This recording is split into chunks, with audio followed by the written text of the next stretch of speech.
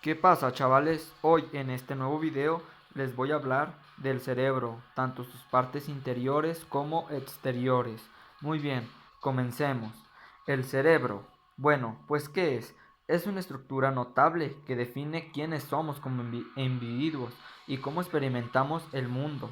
Los avances recientes en neuroimagen han permitido a los investigadores mirar dentro del cerebro, proporcionando imágenes vividas de sus subcomponentes y funciones asociadas. La estructura burda del cerebro es familiar para la mayoría, pues la capa externa del procénfalo constituye el conocido tejido arrugado que es la corteza cerebral o corteza para abreviar.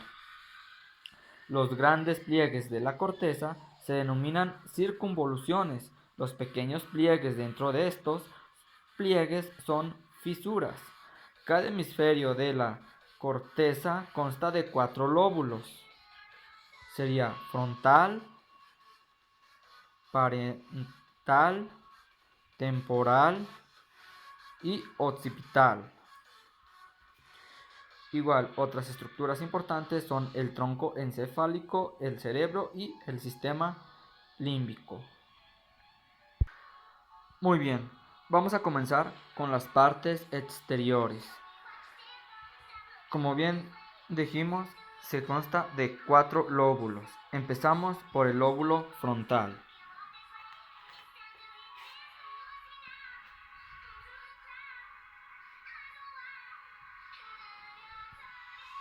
El lóbulo frontal. Bueno, este lóbulo frontal controla varias funciones como la resolución de los problemas, pensamientos creativos, juicios, intelecto, atención, el comportamiento, relaciones físicas, pensamientos abstractos, movimientos coordinados, músculos y personalidad. Continuamos con el lóbulo parietal.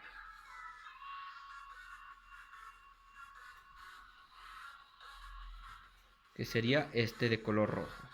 Bueno, pues este se centra en el movimiento, en el cálculo, en la orientación y hasta en ciertos tipos de reconocimiento.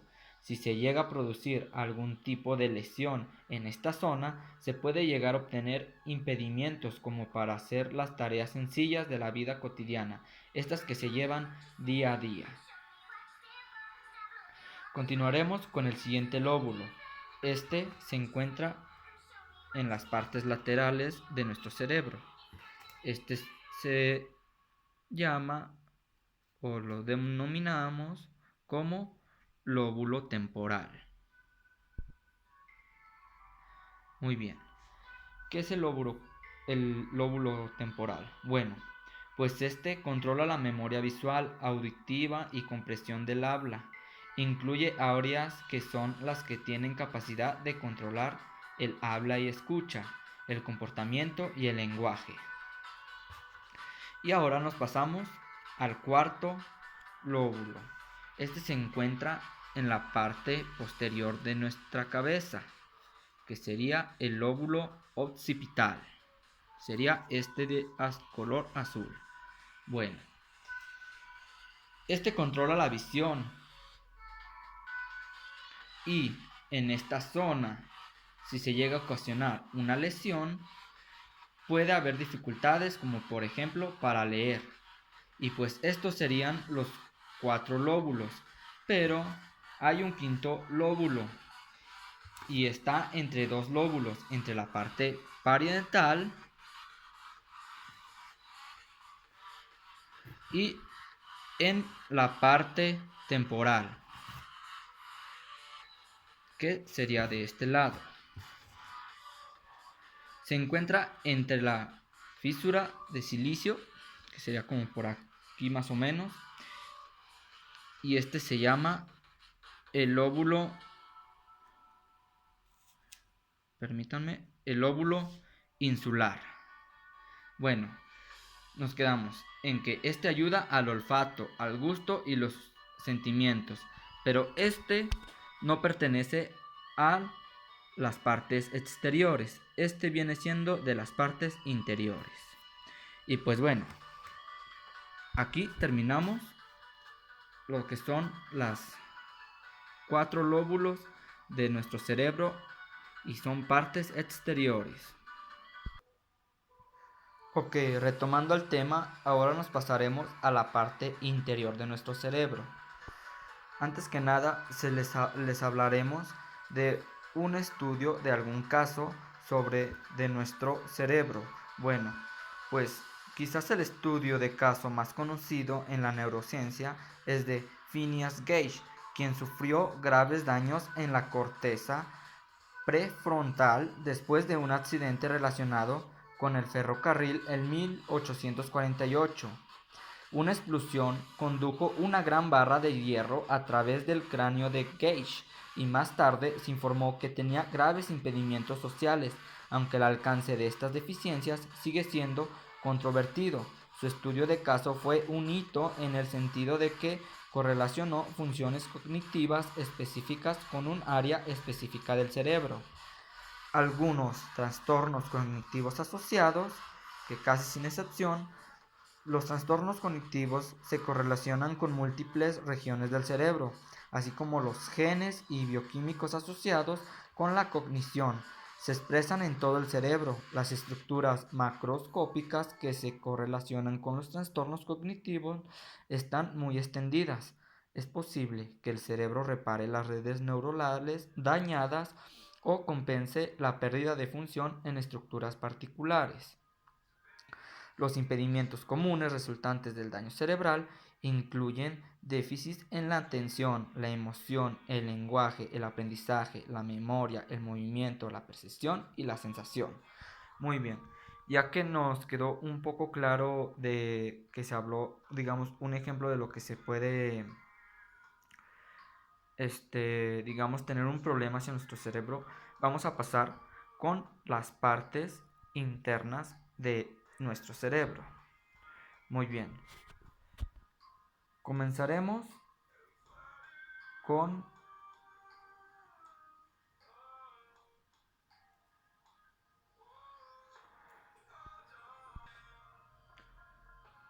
el tálamo.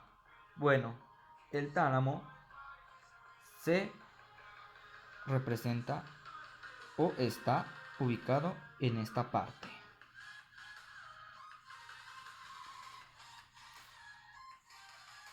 De ahí seguiremos con el hipotálamo. Este está representado en esta parte pequeña de color verde o se encuentra en esta parte.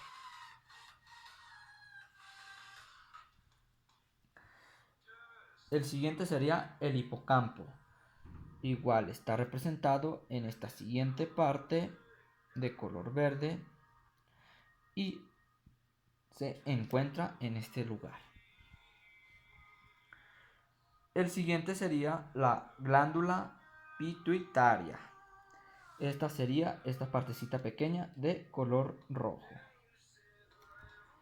No sé si lo alcancen a ver, si nos lo enfoca. Ok, en esta parte pequeña, color rojo, es la glándula pituitaria.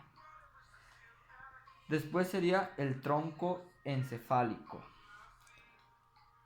Este lo pondré de esta manera. Se preguntarán por qué. El tronco se representa de toda esta parte. Si no, estoy mal. Y si estoy mal, no se olviden de comentarlo en la caja de comentarios. ¿Por qué lo represento o coloco el nombre en esta parte y no en donde estoy señalando? Porque el tronco encefálico está como dividido en tres partes, que sería el mesencéfalo. Esa su parte, digámoslo así, está colocada o se encuentra más bien en esta parte, en esta. La siguiente parte, que sería el puente de Barolio, sería esta partecita más ancha o más gruesa. Se encuentra aquí, que sería esta. Y la tercera sería la médula, que sería esta, que está un poquito más pequeña. Aquí se encontraría la médula. Y esta roja, se preguntarían cuál es o si se relaciona con esta. Bueno, pues esta sería la médula, pero la médula espinal. Lo colocamos aquí. Y esta se encontraría en esta parte. Continuando con nuestras demás partes, sería el cerebelo. El cerebelo está encontrado por esta parte y se representa esta de color morado. Y la corteza cerebral se encontraría esta, que está representada de color rosa.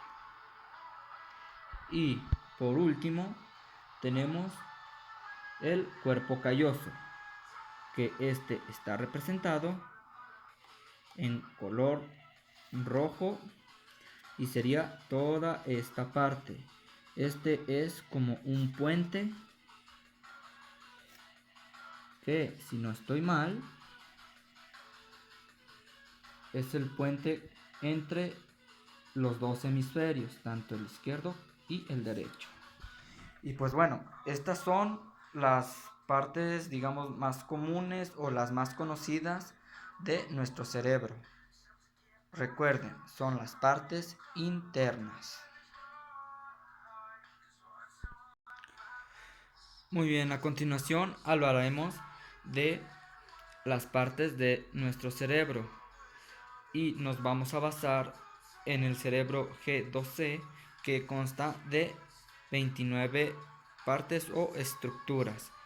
Este cerebro lo podemos encontrar en la siguiente aplicación llamada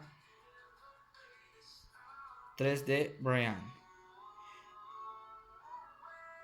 Se las sugiero, está muy buena. Para aquellos que os guste encontrar más información sobre el cerebro y ver más con detalle cada parte que se va a ir nombrando o dando información sobre ella. Muy bien, ya vimos un poco de cómo está conformado nuestro cerebro, tanto exterior como interior. Bueno, pues ahora se les va a hablar, como ya lo he mencionado, de, digamos que de todas las partes o estructuras. Bueno, comenzamos con la amígdala. Esta es una estructura compleja adyacente al hipocampo. Si ya bien vimos dónde representamos el hipocampo, sería esta parte de color verde. Muy bien, bueno, como mencionamos, está compleja adyacente al hipocampo. Bueno, pues la amígdala está involucrada en el procesamiento de las emociones y el aprendizaje del miedo. Vincula áreas de la corteza que procesan la información cognitiva con los sistemas hipotalámicos y del tronco encefálico, que controlan las respuestas metabólicas. Por ejemplo, el tacto, la sensibilidad al dolor y la respiración. La amígdala tiene tres partes funcionalmente distintas. La primera es el grupo medial de subnúcleos. Tiene muchas conexiones con el bulbo olfatorio y la corteza olfatoria. La número 2 es el grupo basolateral. Tiene conexiones extensas en la corteza cerebral, particularmente la corteza orbital y prefrontal medial. Y la número 3, el grupo de núcleo central y anterior, tienen muchas conexiones con el hipotálamo del tronco encefálico y las estructuras sensoriales. Se puede encontrar algún caso de estudio donde el paciente neurológico tiene un daño extenso en la amígdala en cada hemisferio. No tiene deficiencias motoras, sensoriales o cognitivas. Cuando se le pidió que identificara fotografías de una serie de expresiones faciales, pudo identificar todas las expresiones menos una. No pudo reconocer el miedo. De manera similar, cuando se le pidió que dibujara expresiones faciales, produjo imágenes logradas de cada emoción, pero no pudo reproducir la expresión del miedo. Cuando se le preguntó sobre sus dibujos, explicó que no sabía cómo se vería una cara asustada. Muchos estudios han relacionado el autismo con la disfunción de la amígdala. Continuamos con esta estructura llamada los ganglios basales, que comprenden un grupo de estructuras que regulan el inicio de los movimientos, el equilibrio, los movimientos oculares y la postura. Están fuertemente conectados con otras áreas motoras del cerebro y vinculan el tálamo con la corteza motora. Ya como lo hemos visto, esta partecita es el tálamo. Muy bien. Continuamos. Los ganglios basales también están involucrados en los comportamientos cognitivos y emocionales y juegan un papel importante en la recompensa y el refuerzo, los comportamientos adictivos y la formación de hábitos. Podemos encontrar algún caso de estudio. Bueno, pues un estudio del 2008 de Das y sus colegas, que aproximadamente el 5% de los adultos de mediana edad aparentemente sanos tienen microlesiones en los ganglios basales, conocidas clínicamente como infartos cerebrales silenciosos. Estas lesiones tienen una prevalencia general de alrededor del 10% en adultos aparentemente sanos. En términos de trastornos cognitivos, se han encontrado anomalías de los ganglios basales en individuos con esquizofrenia. Continuando con la siguiente estructura, está con el tronco encefálico. Este consiste en un grupo de estructuras que se encuentran en lo profundo del cerebro, que incluyen la protuberancia, el bulbo raquídeo y el mesénfalo. Es como lo hemos hablado, que sería esta parte.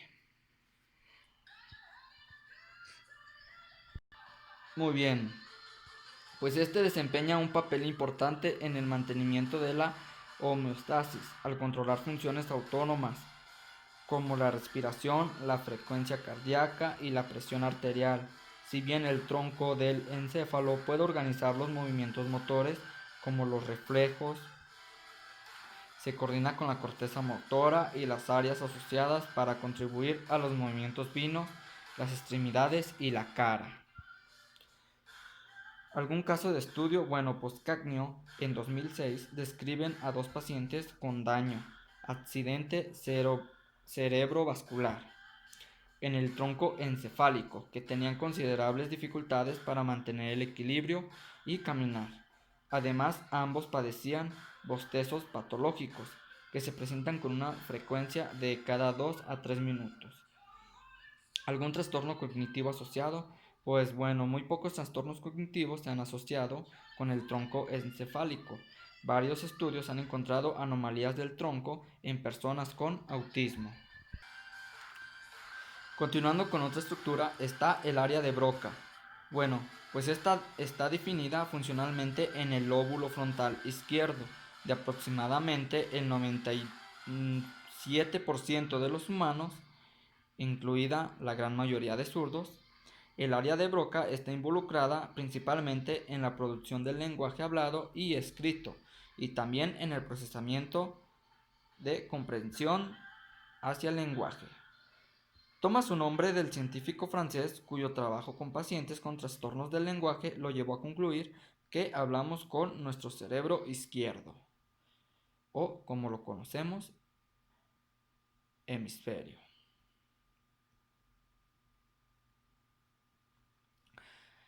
Se puede encontrar algún caso de estudio. En la década de 1960, Roger Sperry y Michael idearon un ingenioso experimento para determinar si el lenguaje estaba lateralizado al hemisferio izquierdo. Trabajaron con pacientes con cerebro dividido, digamos pacientes a los que se les extirpó el tejido cognitivo entre los hemisferios derecho e izquierdo. Muy bien. Usando el hemisferio izquierdo, los pacientes con cerebro dividido podían producir el nombre de los objetos que sostenían en la mano derecha, sin dificultad. Sorprendentemente, si sostuvieran el mismo objeto en la mano izquierda, que está controlada por el hemisferio derecho, el objeto no podría ser nombrado. ¿Algún trastorno cognitivo asociado? Bueno, pues las alteraciones del lenguaje se ve en el autismo. Estas pueden estar relacionadas con anomalías en el área de Broca. Continuando a otra estructura está el cerebelo.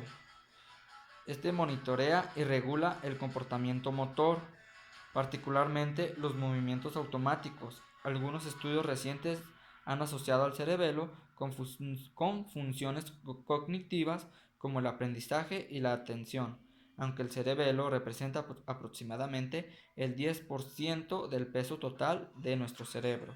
Contiene más neuronas que el resto del cerebro combinado. Muy bien. Continuando con una parte importante del sistema límbico, la circunvolución del cíngulo ayuda a regular las emociones y el dolor. Se cree que la circunvolución impulsa directamente la respuesta consciente del cuerpo a las experiencias desagradables. Además, está involucrado en el miedo y la predicción, digamos, de consecuencias negativas, y esta puede ayudar a orientar al cuerpo lejos de los estímulos negativos. También aprende a evitar las consecuencias negativas es una característica importante de la memoria. Continuando con otra estructura, obtenemos el cuerpo calloso. Este consta de un gran haz de fibras que conectan los hemisferios derechos e izquierdos del cerebro, como ya lo he mencionado, que se representa o más bien está en esta parte, esta de color rojo. Muy bien. Cada hemisferio controla el movimiento en el lado opuesto, contralateral, del cuerpo y también puede especializarse en la realización de funciones cognitivas y perceptivas específicas. El cuerpo calloso permite que la información se mueva entre hemisferios y por lo tanto es una estructura integradora muy importante. Muy bien, continuando con otra estructura sería la formación del hipocampo, que esta tiene tres regiones que están muy interconectadas. La circunvolución dentada y la CA3 y la CA1 es una de las pocas regiones del cerebro donde se han confirmado la neurogénesis adulta, desarrollo de nuevas neuronas. La circunvolución dentada puede desempeñar un papel importante en la traducción de códigos neurales complejos de áreas corticales en un código más simple que el hipocampo puede utilizar para formar nuevos recuerdos. Dando a continuación con la corteza entorrinal, juega un papel importante en la formación de la memoria. Dos conexiones principales del área entorrinal, lateral y medial, proporcionan la entrada principal al hipocampo y son importantes para preprocesar información memorable. Se cree que el flujo de entrada lateral transmite información espacial al hipocampo, mientras que el flujo de entrada medial transmite información no espacial. El flujo de información desde la corteza entorrinal a través de la circunvolución dentada hasta el hipocampo se denomina vía perforante. Continuamos con los lóbulos frontales. Estos forman parte de la corteza cerebral y son las estructuras más grandes del cerebro. Como bien lo dice, se pueden encontrar en nuestra corteza cerebral, que sería esta parte. Aquí es donde se pueden encontrar. Muy bien, son el sitio principal de las llamadas funciones cognitivas superiores. Los lóbulos frontales contienen una serie de subestructuras. Bueno, como estaba diciendo, los lóbulos frontales contienen una serie de subestructuras importantes, incluida la corteza prefrontal.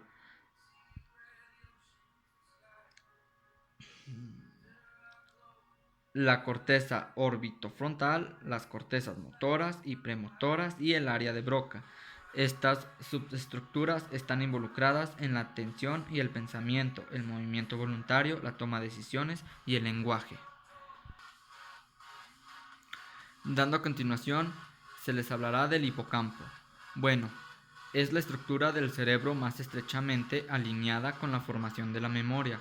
Es importante como un lugar de almacenamiento temprano para la memoria a largo plazo y está involucrado en la transición de la memoria a largo plazo a una memoria permanente aún más duradera.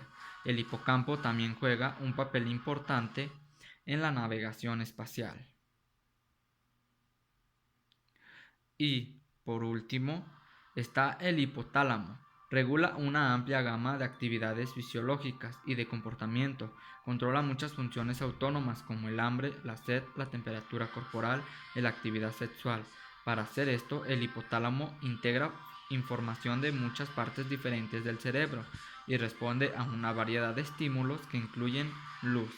Esta regula los ritmos circadianos, olores, por ejemplo, las feromonas, estrés y excitación.